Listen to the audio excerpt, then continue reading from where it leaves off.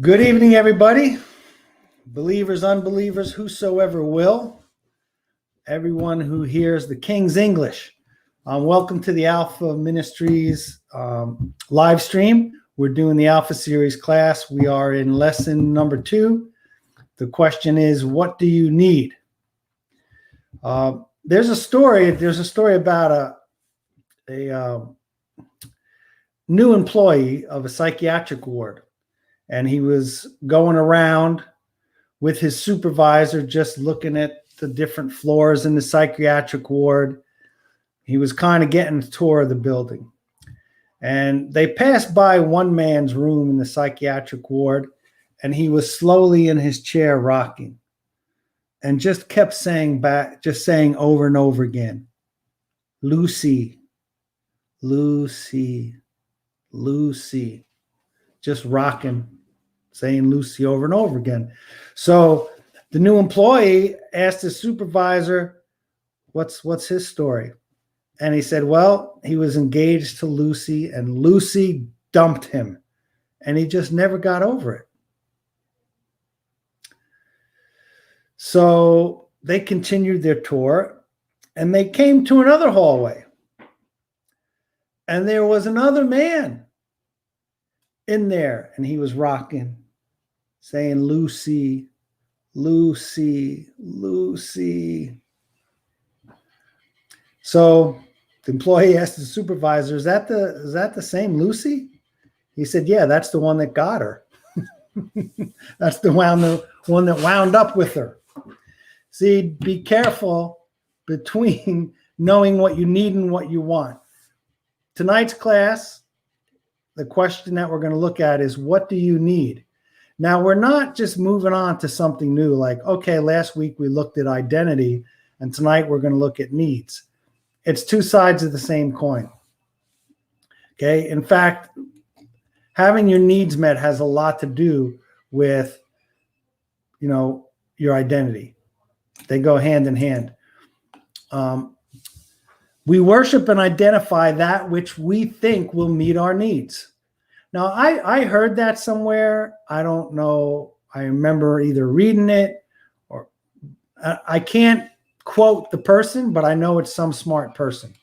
That's who I put there because it's not original with me. If you know what book it's from or where it came from, just let me know and we'll give credit where credit is due. But this is so true. We worship and identify with that which we think will meet our needs. Okay, so remember, when we looked at identity, we said there were 4 questions that adolescents, teenagers, people that are becoming grown-ups have to answer. And to the degree you answer these 4 questions really is the degree of how grown up you're going to be, how mature you're going to be. And the first one was, who are you? Knowing your true identity. The second question tonight we're looking at is, what do you need?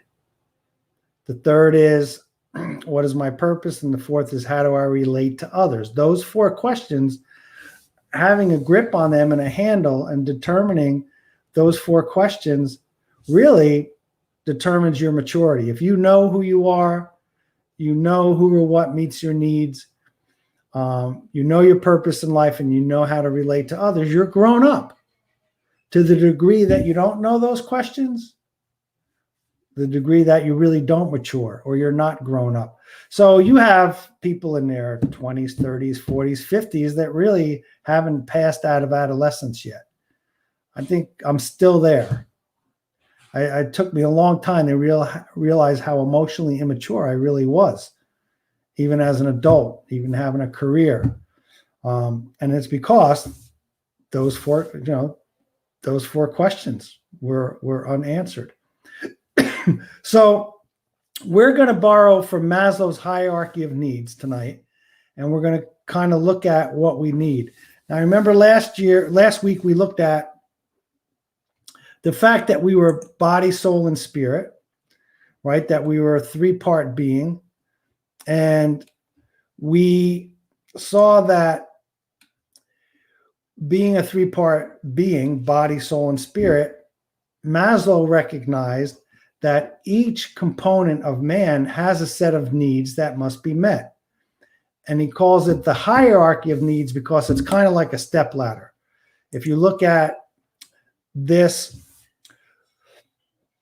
diagram, you have on the very bottom of the rung of the ladder, you have your physical needs. Then in the middle, you have your personal needs, and then you have the spiritual need. Okay, these needs have to be met in that order. Meaning if your physical needs aren't met, you're kind of preoccupied with that. You're kind of caught up with making sure you get your physical needs met. Just if you're young, just sit around and listen to what old people talk about, right? Like people like me, I guess, but people like that, you hit your 70s, like my dad, the last, 4 years of his life, when he was with his cronies, they talk about their heart medicine, how well they're urinating, what doctor they went to, what medication they're on, because their physical needs, their body's betraying them and breaking them down. So there's a dysfunction in their physical needs. So they become preoccupied with that. Now, our physical needs, if I was to ask you, what do you need physically? Okay, it might vary, but I think everyone agrees on that. We need air, food, and water. Okay, without air, we would die in a matter of minutes. Without water, we die in a matter of days, and without food, we die in a matter of weeks. Okay, so air, food, and water. Now, the less obvious might be shelter and clothing. Although down here in Florida, you would probably get away with running around naked and living, under the trees or sleeping in the bushes. Could probably live outside. But really, the less obvious are shelter and clothing. And then to thrive physically, you need, they say, sunlight and movement and rest. But I put that on the outside because you can live without those things. But what about thriving? What about feeling healthy and having a lot of energy, right? So air, food, and water, shelter, clothing, those are our physical needs. Now, Maslow summed up those physical needs into one word: health.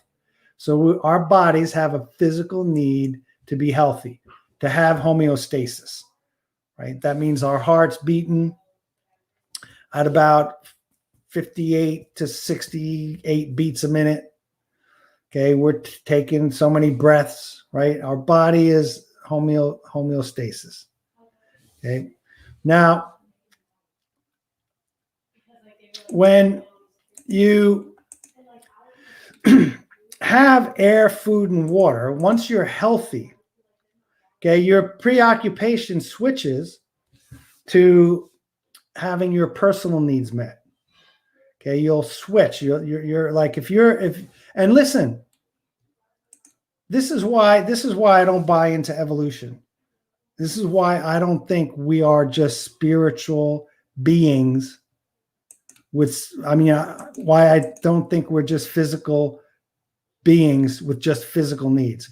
If we were just physical beings with physical needs, okay, most of you within the sound of my voice listening to me right now, you should be happy all the time. If we were just physical creatures with physical needs, it's all we needed was air, food, and water, we should be happy all of the time, jumping up and down for joy, happy, if we were just physical creatures with physical needs. Because think about our ancestors.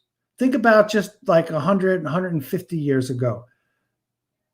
Think about how people lived for the first 1,900 years, or at least the first 1,000 years, or the 1,000, like before our culture right now. If you need food, you can probably, where you're sitting, go within a mile and find food in a store. Within a mile of where you're sitting, an abundance of food. Most of us could probably get up off the couch and go to our refrigerator or pantry and have all the food that we need. What about water? Well, we have bottled water, vitamin fortified water, distilled water, alkaline water, purified, all sorts of water, right? All the water we need. We're not in drought. What about air? We have air conditioning, air purifiers, air conditioning in our cars. So we have the best air, food, and water that mankind has ever had since the beginning of time until now. We have it all in our culture, especially in the United States. So why do we freak out? Why are we miserable? Why do we get depressed? The suicide rate is up. Why do people overdose? Why are people seeking comfort and happiness in drugs and alcohol? Why are people get pissed off? Why are we angry? What's the problem? Because we're not just physical beings with physical needs. Our soul has a set of personal needs that must be met. And if those soul needs are not met, you're dysfunctional. So we can always use the physical to illustrate our personal needs. If I don't drink water, my kidneys will start shutting down, my skin will dry up, my body will become dysfunctional. Right? If my air supply gets cut off, I'm going to turn blue. I'm going to look dysfunctional and terrible to you, and I'm going to die. But before you die, when you're lacking food, air, and water, your body becomes dysfunctional. It's the same in the personal. If those personal needs aren't met, we become dysfunctional. Now, I think we've established that the whole human race is dysfunctional. Personally dysfunctional, the communities are dysfunctional, our government's dysfunctional, nations are dysfunctional, they've been killing each other for years. What is it? Why aren't we happy if we were just physical beings with physical needs? Well, it's the needs of the soul. Now, the soul needs, okay, our personal needs are for love, acceptance, and forgiveness. Notice there's an arrow going from health to your personal needs. Notice that there's an arrow there. That's because if your health needs are not met, you're going to be preoccupied. Someone that's dying and gasping their last breath, or not wondering, like someone whose air supply is cut off, or someone who's starving is going around and hunting for food. They're not thinking about whether they're loved and accepted right at that moment. Okay.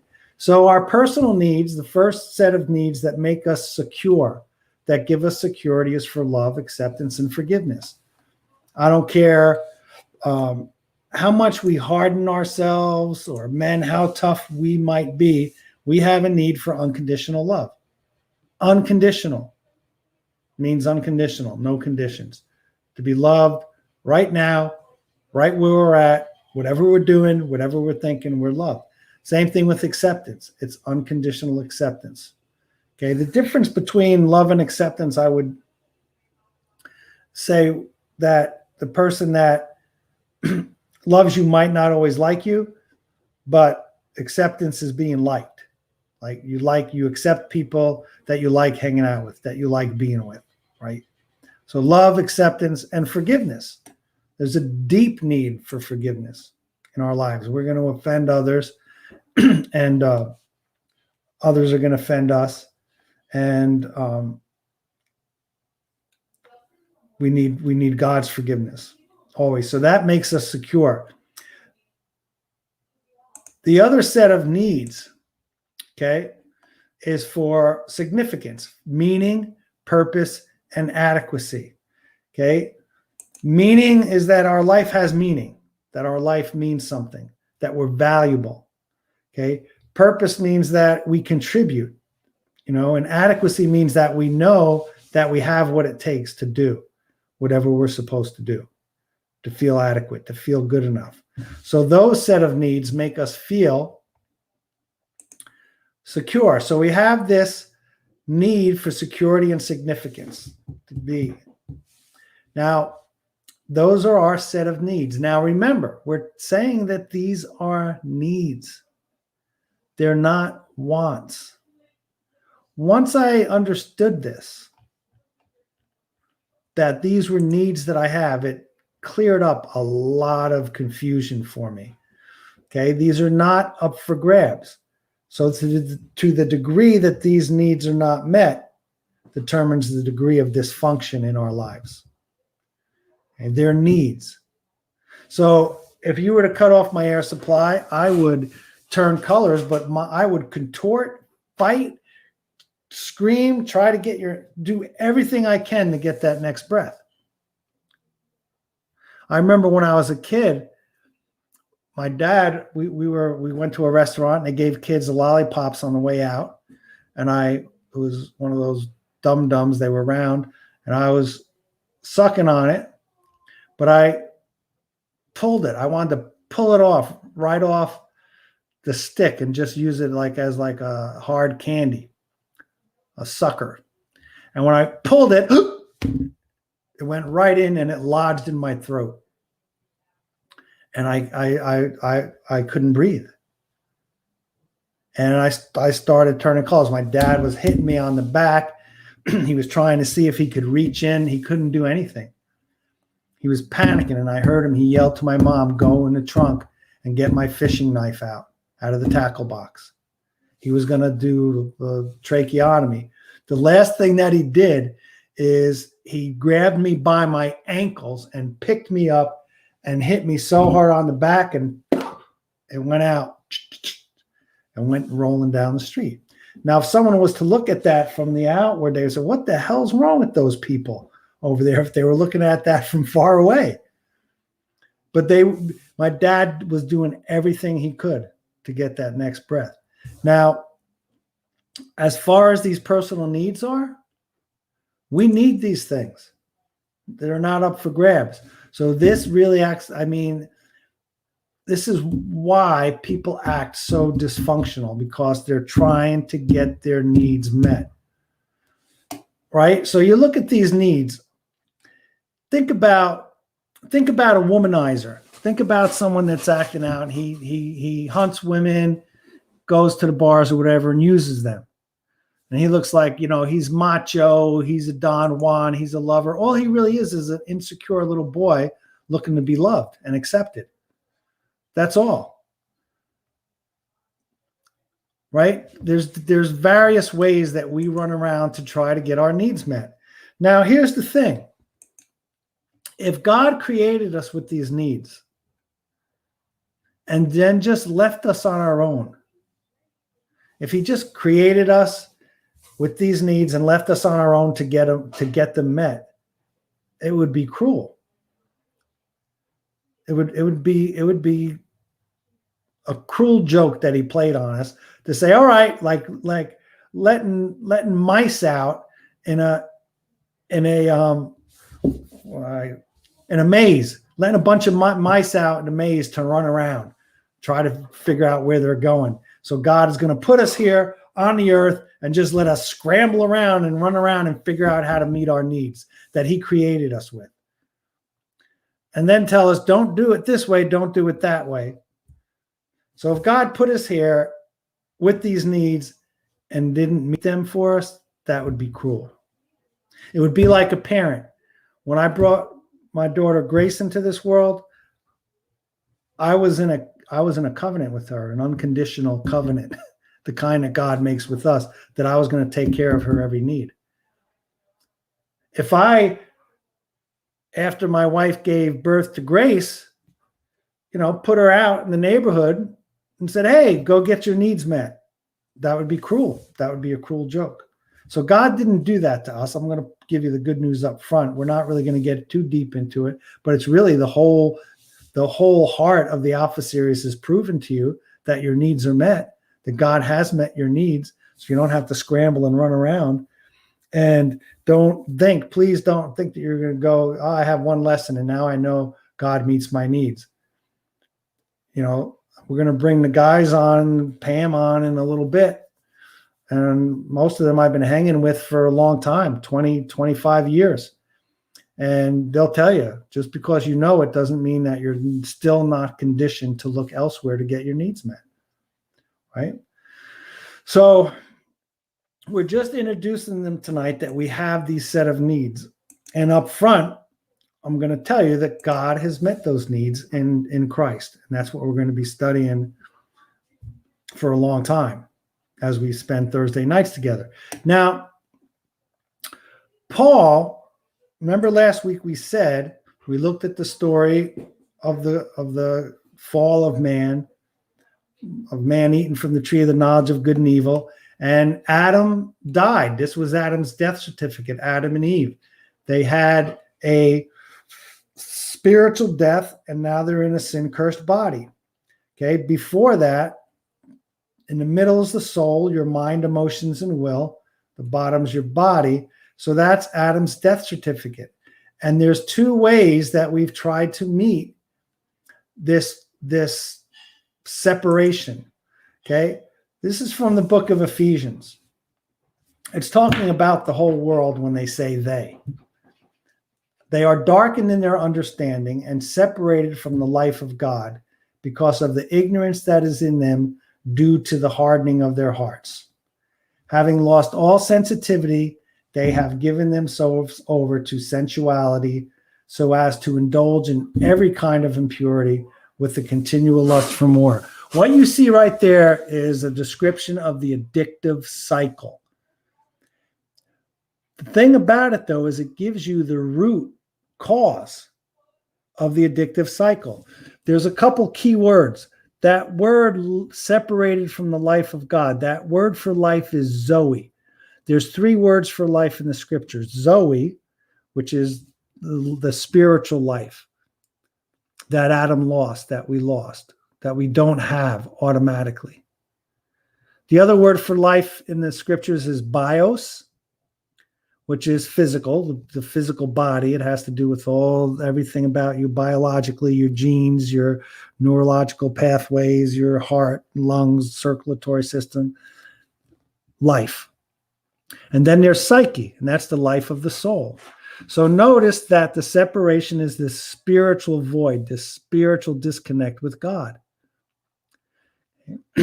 Now, having lost all sensitivity, that word, sensitivity, in the Greek, it means that you're oblivious to pain. You're oblivious to your own pain, but you're oblivious to the pain that you're inflicting on other people. That's what it means in the Greek language. You're oblivious to pain. And if you get a glimpse at the pain that you're in or the pain you've caused to other people, a lot of times it causes you to run further into your addiction. You got to get away from that crap. They have given themselves over to sensuality so as to indulge in every kind of impurity. Okay, that word, sensuality, is it's akatharsis. You've heard of the word catharsis. Catharsis is an emotional cleansing. When something good happens and you cleanse yourself emotionally. Well, akatharsis is just the opposite. It's getting fouled and slimed up emotionally. Someone described it as like taking an outhouse and dumping it on your head. You know, taking a full toilet bowl and dumping it on your head. And notice that they indulge in every kind of impurity with a continual lust for more. Okay, notice that, a continual lust for more. It's never, ever okay. It's never, ever enough. You never had enough. See, it's the addictive cycle. It's because there's an eternal void in us that cannot be filled by anything temporal. But the addict has to fill it, has to fill it, has to fill it. So that describes the addictive cycle. And that's one way that mankind has tried to deal with the fall. That's one way man has tried to deal with it. One way man has tried to deal with the fall is through licentiousness, the addictive cycle, doing whatever it takes to feel good.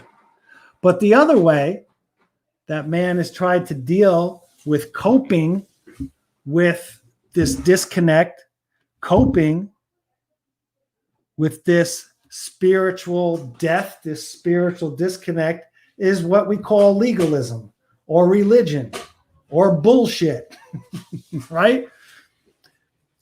Legalism is doing your own works, your own religious flurry of activity, your own right or wrong to get God to pay attention to you and try to deal with that void, to try to deal with it. Licentiousness and legalism. Now, quite often, we jump from one to the other, and we'll be studying that out. You have, and there's an old story that an English writer, John Bunyan, wrote, and was called The Pilgrim's Progress. And it was an allegory. It was an extended allegory. And Pilgrim was on the road to grace. So what it traced was like when someone has their spiritual awakening, comes to Christ, okay, that's the beginning of their journey. And they walk this long road of grace to the celestial city. Now, in the allegory, there were two ditches to fall off that road of grace. One ditch was legalism, and the other ditch was licentiousness. So those were the ditches. And I realized that I spent most of my life, the only time I was on the road to grace, when I was crawling from one ditch into the other, right? I would do whatever it took to feel good, and then I'd feel guilty for that. And I'd say, oh man, I better straighten up. To straighten up, I had to at least a tiny bit think God loved me. So I'd be in grace, I'd receive forgiveness, mercy, and love, and then I'd go into legalism. I'm never going to do that again, God, I promise. So this is the way that we've coped. And if you look at both of those, the end to legalism, we saw an extreme example is the nutballs flying the planes into the Twin Towers because they thought that they could, go to heaven. Actually, if you think about it, they were both legalistic and licentious because they're sex addicts. They wanted to get to heaven and have 10 virgins to have their way with. I mean, that's a little bit nuts. But legalism will hurt people, will kill people, will bash people over the head with the Bible, whatever. Legalism puts us in bondage, and we'll look at the effects of that. And then there's licentiousness. Licentiousness, really, the biggest manifestation we see is an addiction, doing whatever it takes to feel good. But the whole world is pretty licentious. They'll do whatever it takes to feel good. Okay, we have entertainment, gambling. We have tons of things to distract us, to make noise, to keep us from really feeling that ache of separation. But let me tell you, that ache is the call of God. That ache that you have inside is God telling you he loves you and he's drawing you to himself. So for tonight, we're going to just kind of look at the two ditches and why we become so dysfunctional in the two ditches. And then the fact that when we understand that we're trying to get our needs met. See, both of these are trying to get your needs met. Both of these are the way of trying to get those deep personal needs met apart from God meeting them unconditionally. Apart from God meeting them unconditionally. So we're going to bring the panel on. We have Pam Herman with us tonight. We've got Jim Hutchinson, Martin French, and Dave Currington. We have a full house tonight. Hey, how are you doing? How are you tonight, Martin? Doing good, Bill. Can you hear me? Yeah, we can hear you fine. Jim? Awesome, man. Yeah, good. Dave? Yes, sir. Martin, yes, sir. Martin, we're going to start with you. Just your thoughts on Alpha Series Chapter 2, personal needs. Just go wherever you feel led. First thing is, Bill, you're not old. That's the first thing I want to say. Really, for me, this is the thing that changed my life. As far as in the brief amount of time that we have, I'm sure everybody here can relate to looking everywhere else with anything to get your needs met. And when I say needs met, I need to know that I'm loved. Beyond a shadow of a doubt. I mean, I don't know if people get caught up on these Christian buzzwords, and you say words like unconditional love, and it goes, phew. But what we're talking about is life and death. This isn't, you're talking about the personal needs. We wouldn't be sitting here as fat, dumb, and happy if all the air was sucked out of the room. I wouldn't be talking. I wouldn't be polite and say, "Excuse me for a second, guys. I've just got to open the window." I'd be out the window. I'm not. You were saying, you're turning blue. I'm not turning blue. I wouldn't get to that point. You know what I mean? So the same with the need for forgiveness and the need for love, self-love, self-forgiveness, self-acceptance, knowing that I have meaning and purpose. I think Jim said to me, I don't know how long ago, I was freaking out and having a bad day, and he said to me, "When's the last time you thought of yourself as important?" In the middle of the whirlwind of the freaking out, that's the last thing I was thinking of. I was trying to save my own butt. I was trying to figure out a way to take care of the situation so that I'm okay. Because right now, whether I want to believe it or not, or acknowledge it myself or not, I'm not okay. So I'm going to do whatever I need to do to be okay, and then I can be a Christian or whatever, fill the gap, do my job, whatever. So I think the important thing for me, when you're talking about the licentious ditch and the legalism ditch, is stop trying to figure it out for yourself and acknowledge that you're powerless. You can't stay out of either ditch, and you can't stay in the middle of the road either. But that's what we're powerless over. We're powerless over our own thinking. Okay, so then what am I thinking? I am addicted to meeting my own needs, trying to figure out my own needs in my flesh, which is what you'll get into later. But we can't stop doing what we've been doing without a savior. Otherwise, we would have already done it. We would have already fixed it. It would have already changed. So all this crap about, I'm going to turn over a new leaf, it's just legalism. Or I don't care anymore. That's just licentiousness. Yes, you do. You do care. And no, you can't change. But until we get to that point where we acknowledge in and of ourselves, if what God says about me is, if it isn't true, what he says about me, then I'm screwed. I'm done. Yeah. That's powerlessness. Yeah. So the powerlessness, it doesn't necessarily mean drugs or alcohol, because it starts with our thinking. Why am I saying what I'm saying, and why am I doing what I'm doing? And that'll tell you where you're at up here. That goes back to what you guys were talking about a couple of weeks ago with Adam in the garden, and God saying, "Where are you, Adam?" You know what I mean? This is God we're talking about. He can look through the earth and look at China. He knew exactly where Adam was, but he wanted Adam to stop and think and go, "Where are you? Where are you, Adam? What are you thinking? Who are you?" So that's initially what hit me.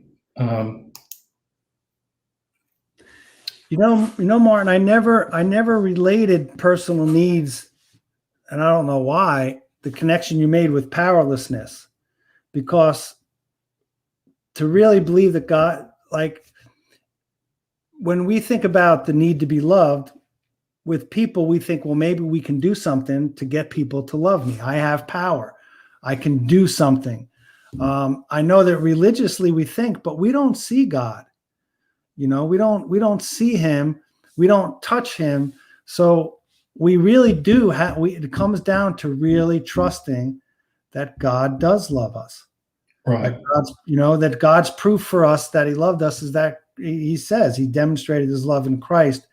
So there's that feeling of powerlessness because you have to believe it. You have to trust it. I don't know if something clicked in my brain when you said it. You have to want to. That's as far as you can go. You have to have the want to. Mm-hmm. You understand what I'm saying? Yeah. Because I'm not even sure, because all my condition is screaming, no, don't let go of the reins. Don't let go of the steering wheel.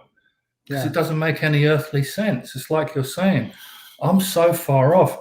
That numbness that you're talking about in that verse from Ephesians, shoot, man, we're all there. We're all there on a daily basis. That numbness is familiar. Some of that numbness becomes you want that numbness, whether it's alcohol, whether it's mental, a personality, mental health, or whatever. If you can't get the drugs, you're going to detach somehow because you don't want to feel the pain. Yeah. So. Yeah. Not a good example of that, not to pick on my brother, but when my dad passed away January 7th, and I went up to New Jersey, and he knew it. He admitted it. He goes, I'm cleaning the house, vacuuming, his grief, he just started, his OCD started in, he like vacuumed the house 20 times, like he just was vacuuming. Then he went to my parents' house and we were all there together and he was cleaning up after everybody. I said, I'm going to get the ice cream out and put it on the counter. He was like, you want ice cream? And he went over and he's scooping me ice cream. I want to get my own damn ice cream, But he said, he goes, I'm doing this because I can't deal with the grief yet. So he was just kind of numbing his emotions that way. So workaholism, it's all those things. Yeah. And the last thing I want to say is, and this is how important it was to Jesus, is he's surrounded by Pharisees and they're looking to crucify him. And he turns around to them and says, unless you eat my flesh and drink my blood, there's no life in you. Yeah.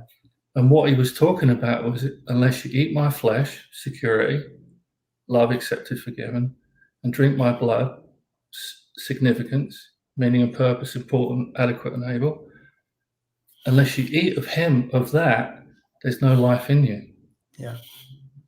And that is, if only I could remember that in the middle of a freak out. You know what I mean? Yeah. All right. We'll bring on, Pam's going to bust up the boys club here. Pam, how you doing tonight? Very well, thank you. Good job. Thank you, Martin. In listening to what you were teaching this evening, several things came to my mind. I'll just hit on some of the high points for me. And since my lot in life is to relate this to the big book, luckily that's an easy lot to carry out, particularly in this subject. One of my favorite lines in the big book, in fact, it was actually the first one I remember reading, says that we are victims of the delusion that we can wrestle satisfaction and happiness out of this world if we only manage it well.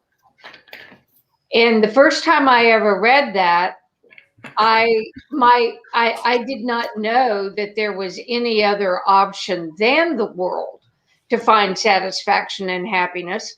I had basically figured out that was not true, that there was not satisfaction and happiness in the world. And since there were no other options for satisfaction and happiness, suicide really was a viable option. And that's exactly where I was at when I hit this process.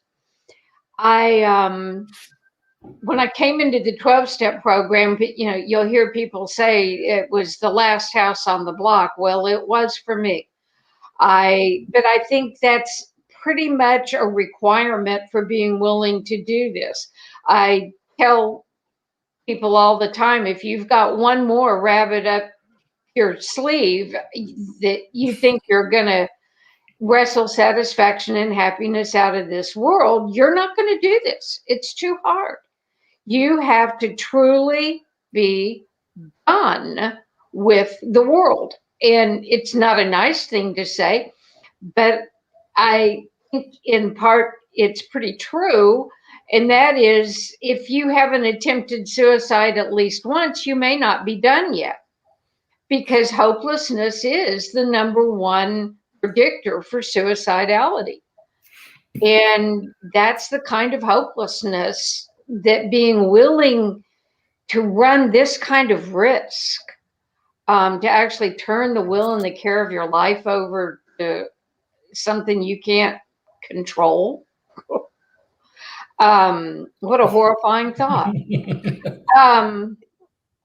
So that line in the big book was just critical for me.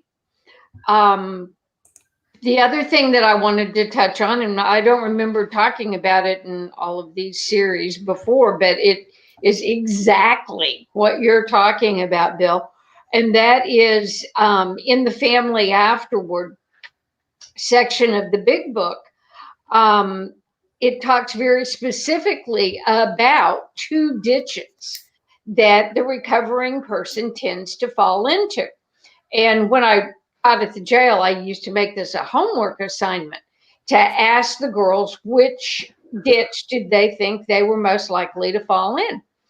And those two ditches, as described in the big book, are what I call the material ditch, or as you're talking about, the licentious ditch, the material ditch, or the spiritual ditch. That means that in my recovery, early days of my recovery, my focus is on getting back the house, the car, the boyfriend, the girlfriend, the wife, the kids, the whatever, getting back all the stuff. Or, and that's the most common one, or what the big book describes as the spiritual ditch. And I just really appreciate them recognizing the reality of this and the fallacy of it. And they say that having just made this conscious contact, we go, well, what in church world I've heard called stark raving saved. And we go around and talk about God all the time and try and get everybody else, to know God and to talk about what we did. And so the big book says that of the two ditches, and that the one that we are least likely to relapse in is the spiritual ditch, that we tend to find balance in that ditch more quickly than we find it if we're in the material ditch. I don't know. Maybe that's true. Maybe it's not. I'm not going to argue with the big book. But I've also found for myself that I bounced from, just like you were saying, I went from one ditch to the other.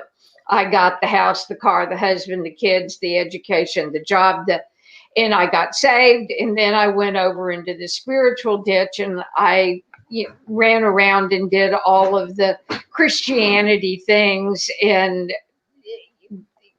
then that all exploded on me.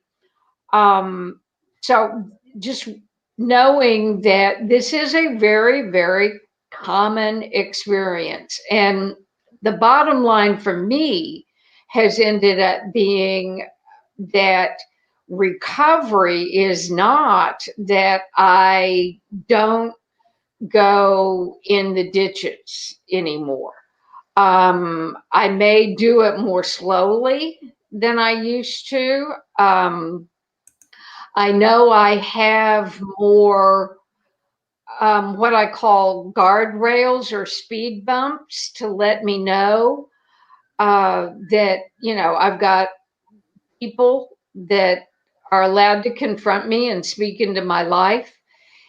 that when I end up in one ditch or the other, my first indication that, because as long as it's working, I don't know it.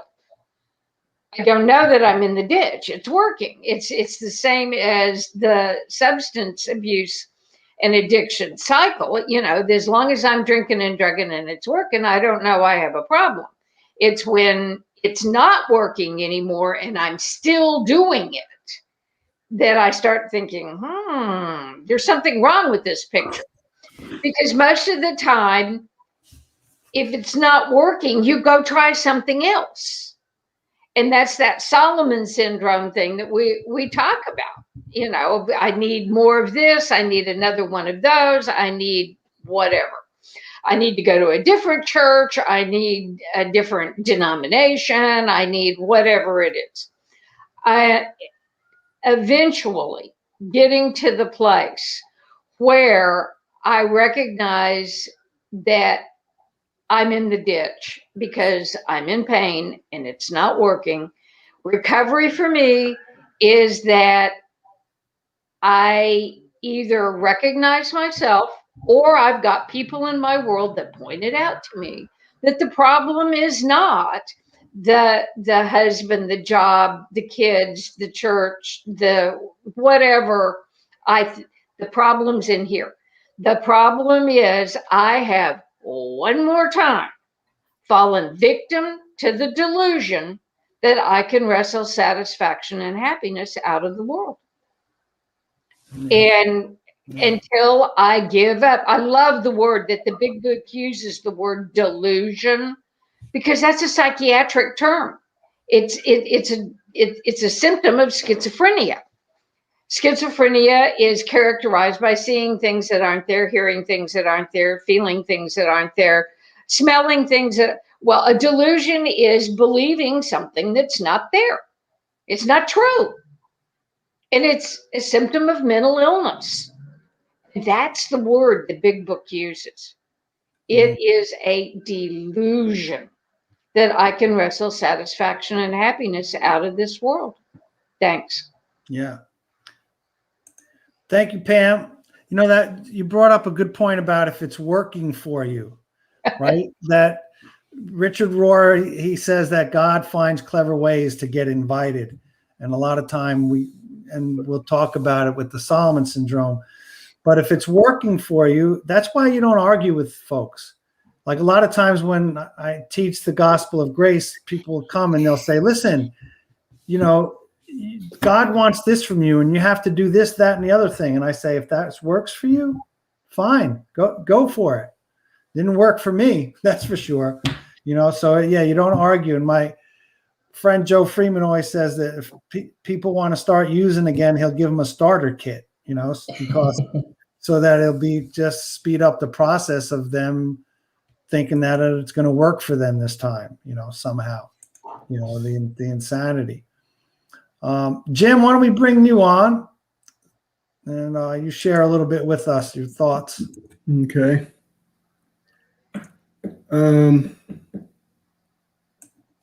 Well, I wrote down a bunch of things.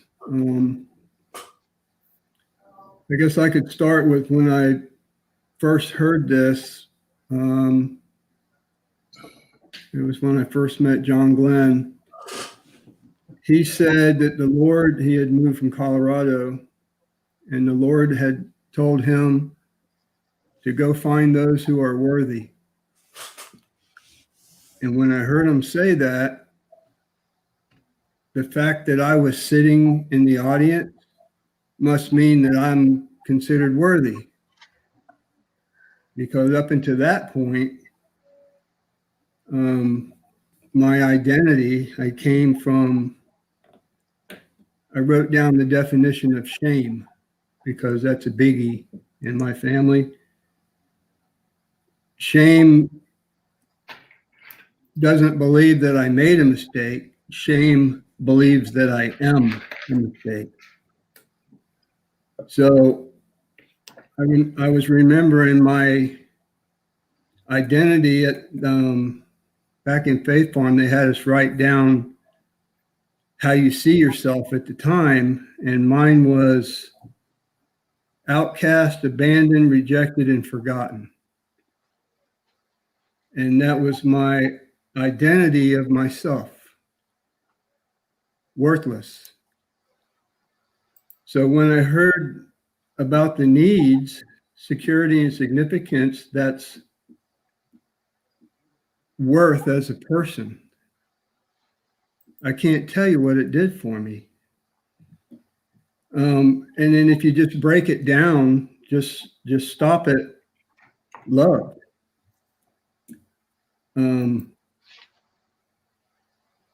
Actually, it's been, the Lord has been expanding on all of those: loved, accepted, and forgiven, important, meaning and purpose, and adequacy.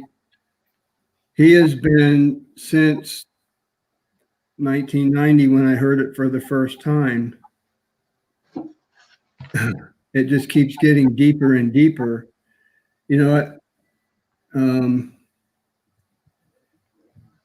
anyway,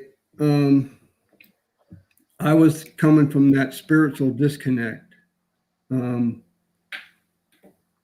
Zero identity. It was worthless. So I went from feeling worthy, worthless, to feeling worthy. At least I wanted to. And this was telling me that it was true about me. So I read in another book, I think it was Search for Significance, that because we all live by our own law system of what we think God requires of us, or what he likes or dislikes about us. So we all have our built-in law system that we kind of live by. Whether, so that's where we're going in the ditch, back and forth in the ditch, from legalism to, you're in legalism, you're under your law system. And then when you screw up, especially being a perfectionist, I must never fail. Failure is unacceptable. Well, you fail and fail and fail and fail. Finally, it's like, forget it. I quit. I give up. Well, then you end up in the other side of the ditch. So anyway, we have to use, in that book, it said we have to use God's standard of evaluation.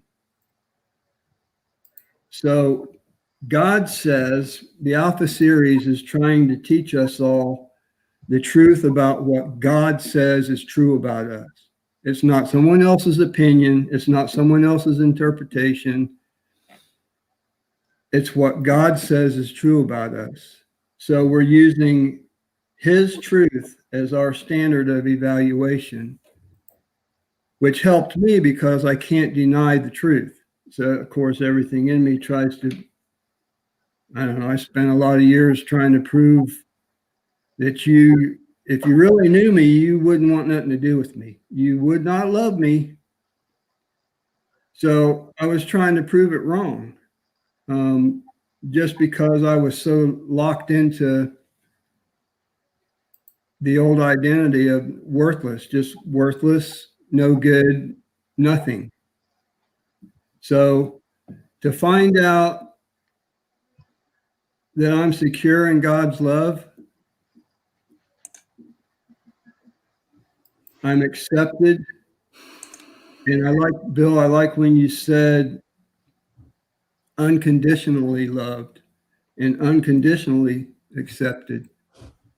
That means there is no rule to be broken ever. There's no more law system. When Jesus nailed it to the cross, okay, it's not like I used to think that God was the big bearded fellow up there with a tablet writing down scrutinizing your every move. I saw that, and you write that down. And then when you ask for forgiveness, he'd erase it, okay, I forgive you. And then I saw that, and he'd write down something else, and you'd have to ask for forgiveness again.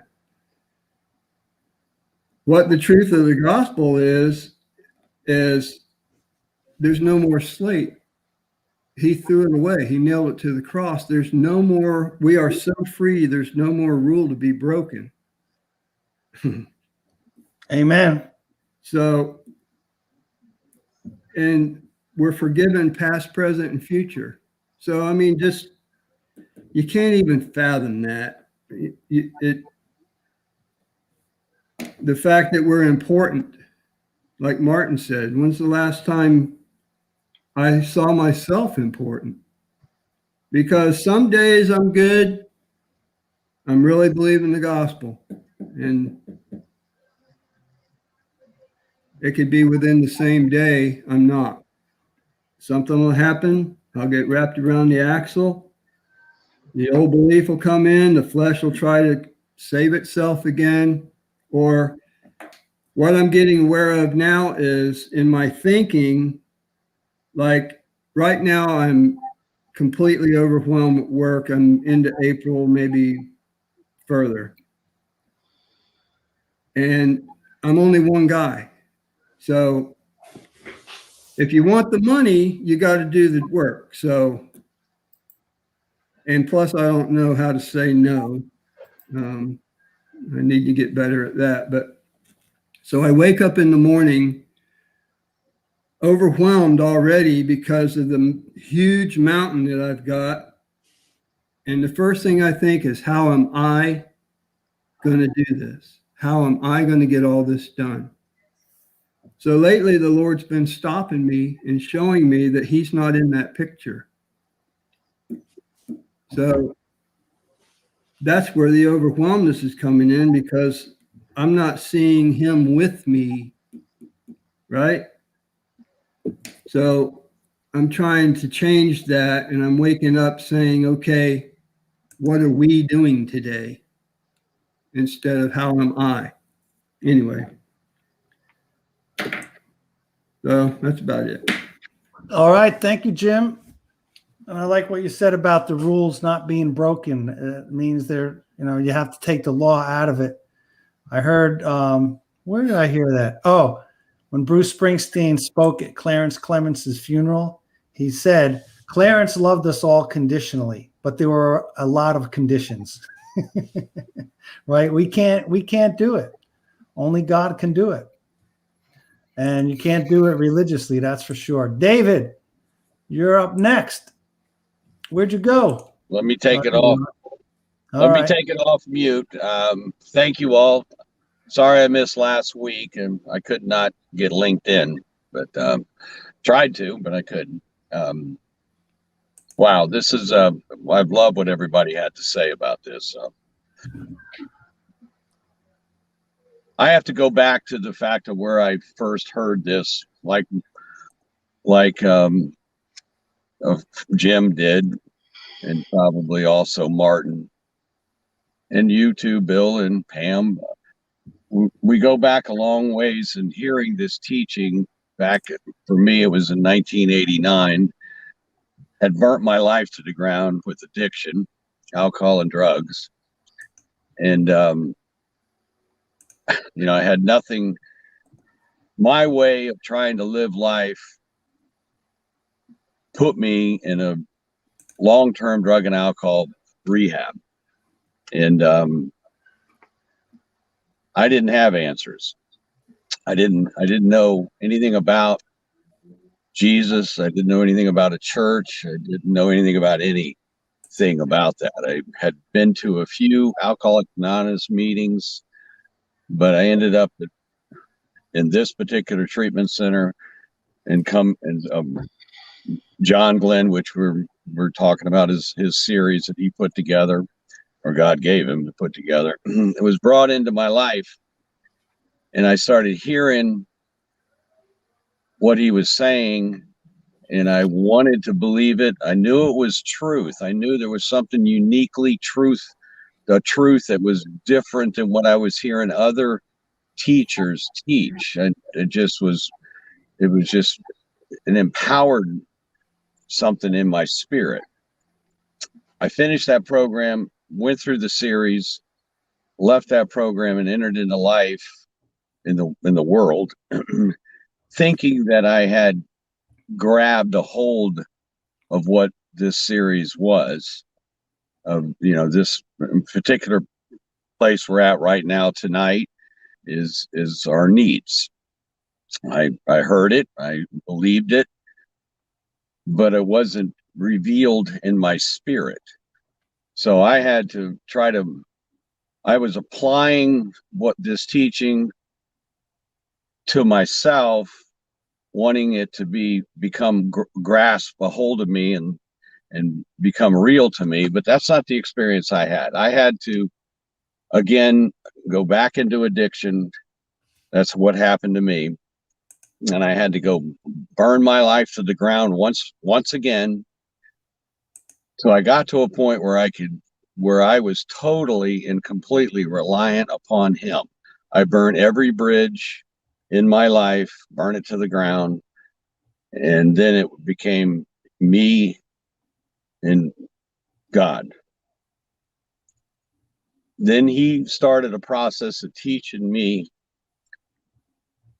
this teaching right here. This is the way he began for me, teaching me that he was going to meet my physical needs, because I'm starting life all over again. I have nothing, and I needed a home, I needed a job, I needed a place to, I needed to be able to provide enough money to take care of myself.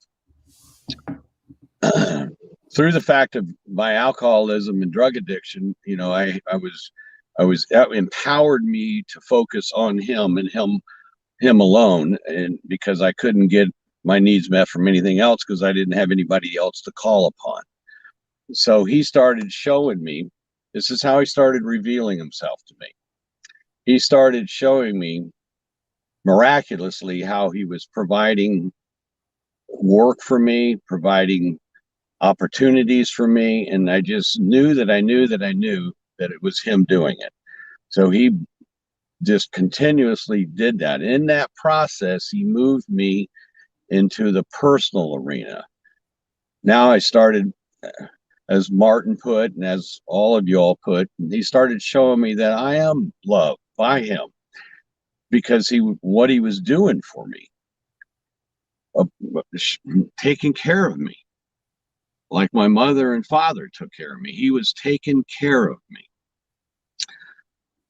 Then he started, revealing how I was worthy, I was loved, I was accepted, I was forgiven for all that I had done to myself and done to others. And then I had meaning and purpose, and I was significant. So my personal worth started to change from the inside out. It was a process of him doing this day in and day out, and providing my physical needs, and providing this belief that I was forgiven for all the stuff that I had done in my addiction. And it just started becoming so real to me that it drew me closer to him, to continuously to want to rely on that, because that was become so powerful in my heart and my life. And so that's kind of how this teaching grabbed a hold of me. And moving into the aspect of what you all were sharing about, well, I've kind of lost it there, but anyway, so that the teaching of the identity of our needs was very, very powerful for me, and it continues to this day to be very needing. I in the morning when I get up, I ask him to meet those needs, and to show me and lead my life. I turn my will and my life over to his care, guidance, and direction. And that's our first step in Alcoholics Anonymous, is that we're powerless and our life is unmanageable. Every time I try to take that back and manage it, I manage it right into some sort of resentment, some sort of interference in somebody else's life. So it's a process of learning. And for me, I'm going to leave it at that. And thank you for letting me talk. All right, Dave. Thank you for that testimony, for sharing. And I like that you tied it in at the identity and the needs. You brought it back. They go two sides of the same coin, to how much your needs are met, the degree you'll see. I wanted to give a shout out to some of the people that were watching. John Glenn I guess, was watching and was talking about his personal needs. He can't get no satisfaction. Well, I got a message for him. Take the alpha class and you'll learn where all the dissatisfaction comes from. All right. So, Crystal Sims, thank you for joining in. Hey, Crystal, give me a call next week. You called me a couple weeks ago and my dad passed, and then I was in New Jersey. We'll talk next week about your idea. Pam is in the house. Thanks for joining. Nancy, Dara's here. Glenda. Hey, Linda Lanier. Linda Lanier goes all the way back to that group at the Family Worship Center. Rhonda Freeman. Andy Glenn's watching. We know who that is. John Olson. Now, John Olson wrote us a couple of notes. Barbara Kelly. John said, thanks, Jim. Now, can you do my boat interior in April? Hey, say no. Learn to say no. Tell him no. But John did say that current political distract me. See, he's getting distracted. All right. Thanks for sharing, John. Michael Wilcox is joining, and Barbara Kelly from South Carolina. So I want to thank all those people for joining, for commenting, for joining in with us. We'll be back next Thursday, the same time at 7 o'clock. Pam, you have any upcoming events? Is the Recovery Church going on? Yes, Recovery's Church is still going on up in Fort Pierce at the Crossings. All right. Thank you. What time? Time and 4 place? o'clock on Saturday. 4 o'clock on Saturdays, Recovery Church at the Crossings. Freedom Ranch, 11 a.m. Okay, they're up and running. They pretty much, I think got herd immunity or whatever. Freedom Ranch is going really well. And if you're with Reach Community Church, they're on the Causeway at 9 o'clock. But always look at the website and the Facebook pages, because if the weather's bad, sometimes Dave calls an audible and does something online. Other than that, I don't think there's any other announcements. Next Thursday, we'll be right back here. Any last thoughts, any of you guys? All right. It's a wrap. Okay. Thank you again for joining. And we will see you next week. 7 o'clock, same bat channel.